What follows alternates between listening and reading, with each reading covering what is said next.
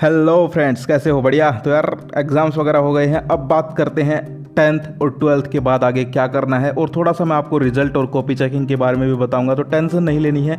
Haryana board के student हो, 10th और 12th के स्टूडेंट हो, आज की वीडियो में पूरा पैकेज मिलने वाला है कि रिजल्ट कब तक आएगा, चेकिंग कैसे चल रही है, और रिजल्ट आएगा तब आएगा, लेकिन अब हमें आगे क्या करना है, कहाँ एडमिशन लेना है, कौन सा बेस्ट कॉलेज रहेगा, कहाँ पर कैसे एडमिशन मिलेगा, सब कुछ। तो चलिए वीडियो को स्टार्ट करते हैं। सबसे पहले हम बात करते हैं चेकिंग और रिजल्ट के ऊपर। तो देखो, चेकिंग जो है वो आपकी मैनुअली स्टार्ट कर दी गई है, ये मैंने आपको पहले ही बता दिया था। अब बात करते हैं चेकिंग के अंदर और क्या अपडेट्स हैं। तो देखो, चेकिंग जो है वो पहले डिजिटल की बात कही गई थी, लेकिन फिर अचानक से फैसला बदल दिया बोर्ड ने, और अब मैनुअल चेकिंग चल रही है। मैनुअल में क्या है कि टीचर्स जो है उनको एग्जाम सेंटर्स के आसपास ही जो है चेकिंग सेंटर्स बना दिए गए हैं अलग अलग डिस्ट्रिक्ट्स में। वहाँ पर जो है उनकी चेकिंग जो है चल रही है। चेकिंग के अंदर उनको सबसे पहले 12th क्लास के ऊपर फोकस करने के लिए बोला गया है। यानी कि बोर्ड चाहता है कि पहले 12th क्लास का रिजल्ट आए। ऐसा नहीं है कि 10th की चेकिंग नहीं है, 10th की भी चेकिंग होगी, 12th की भी हो रही है, दोनों की होगी। लेकिन सबसे पहले जो है फोकस किसके ऊपर है ज़्यादा? 12th के ऊपर।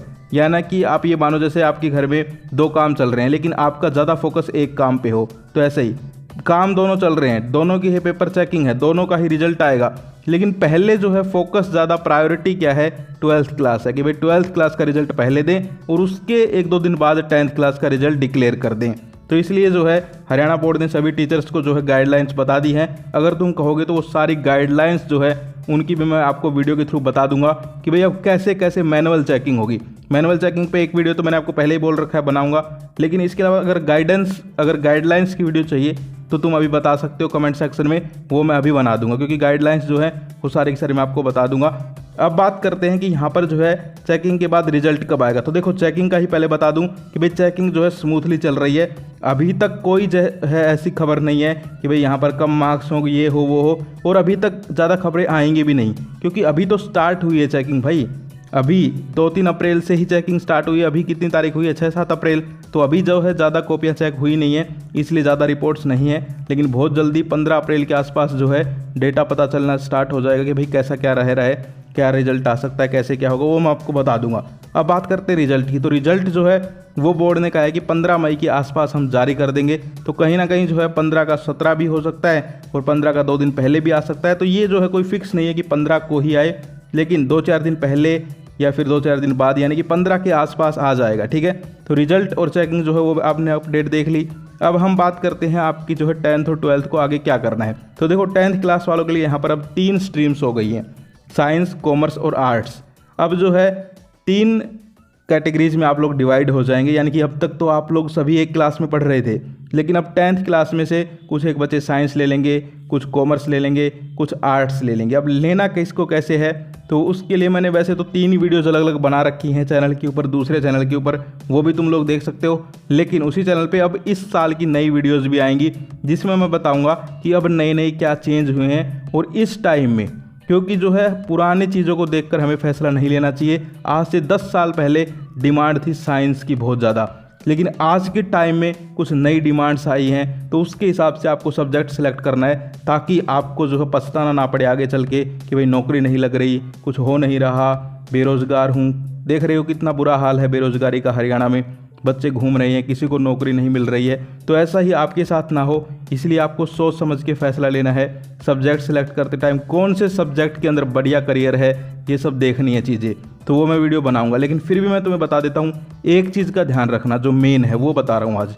अपने इंटरेस्ट से सब्जेक्ट लेना, किसी के कहने से मत लेना भाई, मैं सही बता रहा हूँ। क्योंकि ऐसे ऐसे स्टूडेंट हैं जो एक बार कहने से तो ले लेते हैं, जैसे साइंस ले ली किसी ने और लेनी थी उसको आर्ट्स, लेकिन पेरेंट्स ने कहा साइंस ले, साइंस में अच्छा करियर है, बाद में पता चला फेल हो गया। तो आपको वो सब्जेक्ट सेलेक्ट करने हैं जो कि जिनमें आपका इंटरेस्ट हो। इसके साथ ये भी देखना है कि भाई कुछ ऐसा सब्जेक्ट तो नहीं है कि मेरा इंटरेस्ट तो है लेकिन इसका करियर ही नहीं है आगे। तो दोनों चीज़ें आपको देख के चलनी है, इंटरेस्ट भी देखना है और करियर भी देखना है आगे, कि भाई इसमें जो है आगे कोई अच्छा स्कोप है या नहीं है, या फिर इसकी जो है अब कोई वैल्यू ही नहीं है। ऐसे भी सब्जेक्ट्स हैं आज के टाइम में, तो वो सारी चीज़ें आपको देखनी है, मैं वो बताऊंगा। चैनल सब्सक्राइब कर लो दूसरा वाला अगर नहीं किया है तो। अब सारा का सारा काम वहीं पर है तुम्हारा। यहाँ पर तो अब रिजल्ट की अपडेट्स आएंगी, वहाँ पर तुम्हें आगे के करियर के बारे में बताएंगे। डिस्क्रिप्शन में लिंक दिया हुआ है, और वो 3 वीडियो जरूर देख लेना। 10th वाले साइंस, कॉमर्स, आर्ट्स तीनों के बारे में बता रखा है कि कौन से स्टूडेंट को कौन सा सब्जेक्ट लेना चाहिए अब आगे चलकर, वो सारी चीज़ें बता रखी हैं, वो देख लो, नई भी बना दूंगा। बात करता हूँ 12th क्लास की। तो देखो 12th क्लास वाले जो हैं उनके लिए मैं क्लियरली बता देता हूँ, आपको अब कॉलेज में एडमिशन चाहिए या फिर आप कोई IIT वगैरह करेंगे या फिर पॉलिटेक्निक वगैरह करेंगे या कोई और कुछ करेंगे, तो आपको जो है अपने यहाँ पर किस बेस पे फैसला लेना है कि भाई आपका स्टडी में अगर यहाँ पर जो है इंटरेस्ट है, यानी कि आगे पढ़ना है, तब तो आप कोई डिग्री करिए, कॉलेज एडमिशन लीजिए। वरना अगर आपका इंटरेस्ट नहीं है पढ़ाई में, बस 12th कर ली, अब मुझे कोई नौकरी चाहिए, कुछ और काम करना है, काम सीखना है, तो उसके लिए ITI है, डिप्लोमा है, आप इसकी तरफ भी जा सकते हैं। लेकिन जिनको पढ़ना ही है कि भाई हमें तो आगे भी पढ़ना है, कॉलेज भी करना है, कुछ और भी करना है आगे, तो फिर आप कॉलेज में एडमिशन ले सकते हैं। इनके लिए मैं बता दूं, कॉलेज एडमिशन्स जो है अब यहाँ पर 2 प्रकार से होते हैं। एक तो 12th के नंबरों के बेस पे होते हैं कि 12th के नंबर देख के आपको कॉलेज में एडमिशन मिलता है कि भाई इतनी परसेंटेज आएगी तब एडमिशन मिलेगा। दूसरा जो है एक एग्ज़ाम होने लग गया CUET, तो मैं CUET के ऊपर भी वीडियो बनाने वाला हूँ। उसके ऊपर मुझे पहले ही बनानी चाहिए थी, वो मेरी गलती हो गई, मैं मानता हूँ, लेकिन अब मैं बनाऊंगा। CUET का ऐसा है कि आपको जो है उस टेस्ट को क्लियर करना पड़ेगा, उसके बाद आपको एडमिशन मिलेगा। CUET का फॉर्म जिनको एडमिशन लेना था उन्होंने भर दिया होगा, या फिर जिनको 12th बेस के नंबर बेस पे एडमिशन लेना है उनका अलग सिस्टम है, ठीक है। तो सारी चीज़ें समझाऊंगा, मैं सारी चीज़ें समझाऊंगा, टेंशन मत लो। लेकिन चैनल को सब्सक्राइब करो दूसरे वाले को, ताकि वहाँ पर जो है मैं अब वीडियो डालना स्टार्ट करूँगा। तो इसीलिए मैं रुका हुआ हूँ कि भाई सभी स्टूडेंट जो मेरे साथ यहाँ पर इस चैनल पर जुड़े हुए थे 10th और 12th के, अब रिजल्ट की अपडेट तो यहाँ मिल जाएगी, लेकिन अब उनको आगे भी तो करना है, तो वो सब वहाँ चले जाएं ताकि उनको सारी अपडेट्स वहाँ पर मिल जाए और आगे जो है वो अपना जो है करियर में कर पाएँ। तो इसीलिए जो है वहाँ पर अपडेट मिल जाएगी।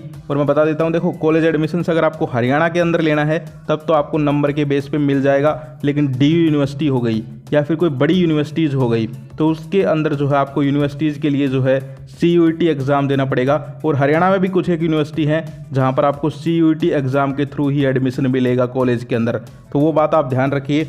तो अगर आपने फॉर्म भर रखे हैं तो तैयारी करते रहिए। अपडेट अब हम आगे कवर करने की कोशिश करेंगे। किस किस ने CUET का नाम सुन रखा है कमेंट करके ज़रूर बताइए, और अपडेट चाहिए तो भी आप लोग कमेंट कर सकते हो CUET की। और 12th बेस पे, नंबर बेस पे अगर तुम कॉलेज एडमिशन चाहते हो तो वो भी तुम कमेंट करके बताओ कि भाई CUET एग्ज़ाम के बेस पे चाहते हो कॉलेज एडमिशन या नंबर के बेस पे, तो मैं उसी की अपडेट्स कवर करूँगा।